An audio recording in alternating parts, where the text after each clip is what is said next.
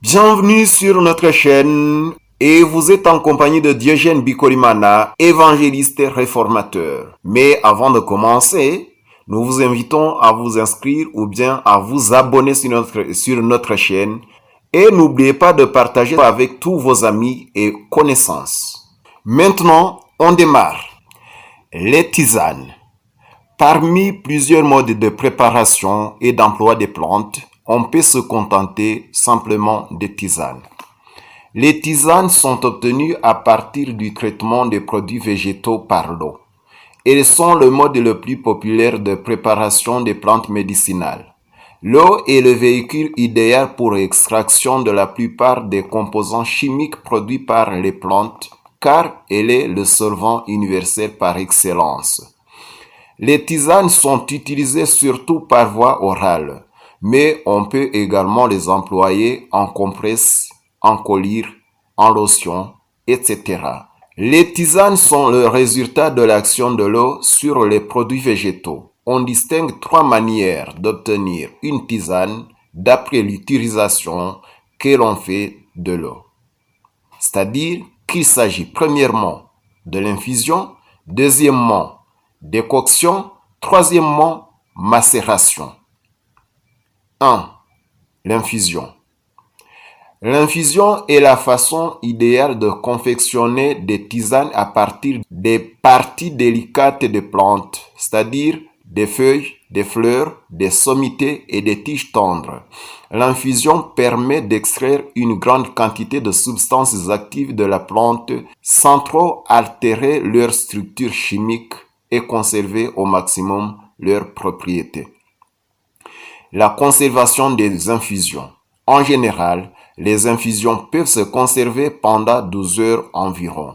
On les prépare le matin pour les boire au cours de la journée. S'il fait très chaud, il est conseillé de les maintenir dans un réfrigérateur, mais on peut également les réchauffer par la suite, mais sans les refaire bouillir. Remarque, on ne doit pas boire des infusions préparées depuis plus de 24 heures.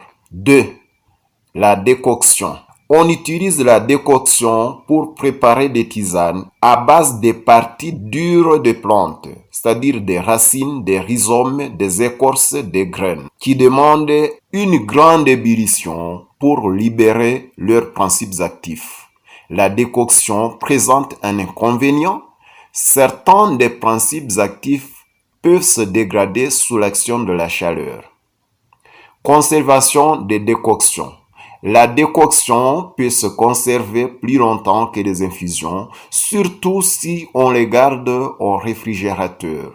On peut les utiliser pendant plusieurs jours, mais sans jamais aller au-delà d'une semaine. 3. La macération. La macération consiste à extraire les principes actifs d'une plante ou d'une de ses parties à température ambiante en utilisant de l'eau comme solvant, mais aussi on peut utiliser de l'alcool et de l'huile. Il s'agit simplement de faire tremper des parties de la plante à utiliser, broyer le plus possible. La macération est la méthode idéale pour les plantes dont les principes actifs sont susceptibles d'être détruits par la chaleur. Conservation des liquides macérés. Ces liquides peuvent se conserver très longtemps, jusqu'à 1 mois, notamment lorsque le liquide d'extraction utilisé comme dissolvant est l'huile ou l'alcool, puisque l'eau ne se conserve pas plus longtemps. Dosage des tisanes. En ce qui concerne les dosages, en général, les plantes médicinales ne demandent pas un dosage aussi strict que les médicaments. Compte tenu de la marge de tolérance assez large de la plupart des plantes, en général, il n'est pas nécessaire de mesurer avec une extrême exactitude de poids de la plante que l'on emploie dans une tisane ni de volume que l'on prend. Dans l'analyse particulière de chaque plante, le dosage est indiqué pour chacune d'elles. Mais, d'une manière générale, on peut dire qu'il est le suivant pour un adulte.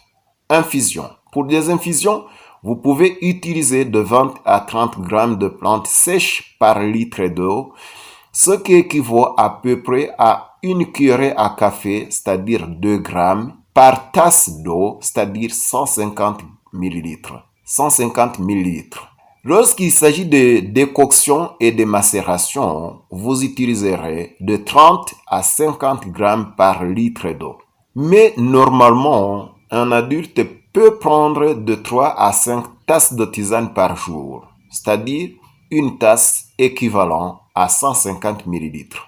Concernant des doses indiquées pour les enfants, on doit préparer des tisanes plus diluées avec une moindre quantité de plantes, mais on peut aussi les préparer avec une concentration identique et leur faire boire une moins grande quantité de tisane à chaque prise.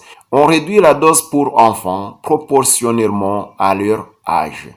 À l'âge scolaire, c'est-à-dire de 6 à 12 ans, l'enfant peut prendre la moitié de la dose indiquée pour un adulte.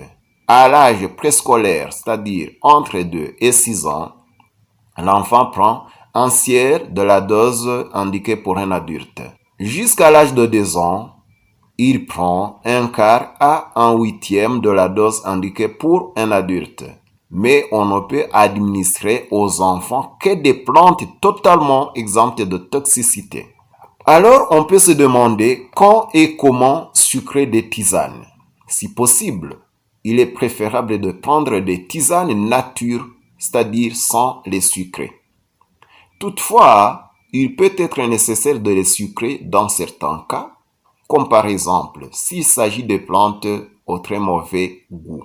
Ou bien encore, lorsque ces tisanes sont destinées aux enfants, à l'exception des cas où l'on recherche un effet vermifuge, c'est-à-dire dans le cas où il s'agit de l'expulsion des parasites intestinaux. Dans ce cas concret, il ne convient pas d'y ajouter du sucre ou du miel, car ces produits favorisent le développement des vers, c'est-à-dire des vers intestinaux. Quand ces tisanes sont destinées à administrer à des malades convalescents ou affaiblis, vous pouvez aussi les sucrer.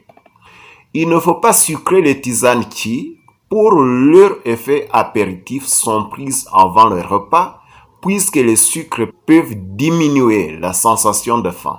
Les malades qui souffrent de diabète devront également s'abstenir de les sucrer. Lorsque l'on décide de sucrer une tisane, le miel est le produit idéal, car il provient des fleurs et contient des sels minéraux et des vitamines d'une grande valeur nutritive. Si l'on ne dispose pas de miel, on peut le remplacer par du sucre roux ou bien de la mélasse faite à partir de la canne à sucre, qui sont également riches en minéraux et en vitamines et supérieurs au sucre blanc. Nous vous souhaitons une très bonne santé, mais avant de nous quitter, nous vous demandons de vous inscrire ou de vous abonner sur notre chaîne. À tout à l'heure.